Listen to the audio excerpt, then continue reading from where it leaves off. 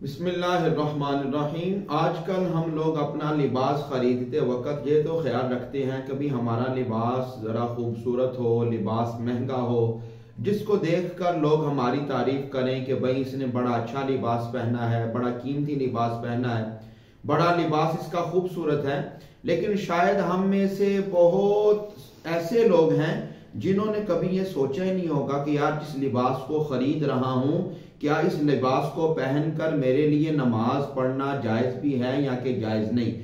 اس لیے تمام مسلمان بھائیوں سے بالخصوص یہ گزارش ہے کہ جب بھی اپنے کپڑے خریدیں، اور آج کل بالخصوص جو لوگ پینٹ شرٹ پہنتے ہیں تو وہ یہ تو بالکل ہی خیال نہیں کرتے کہ جو میں نے شرٹ پہنی ہے اس کے اوپر جو تصویر بنی ہے، ان تصویر کو پہنتے ہوئے اوڑھتے ہوئے ایسا لباس میری نماز ہوگی یا نہیں ہوگی۔ تو مسئلہ سماعت کر لیجئے کہ ہر ایسا لباس جس کے اوپر کسی بھی جاندار کی تصویر ہو، انسان کی ہو، جانور کی ہو، کسی بھی جاندار کی تصویر والا لباس پہن کر، کپڑے پہن کر نماز پڑھنا مکروہ تحریمی ہے۔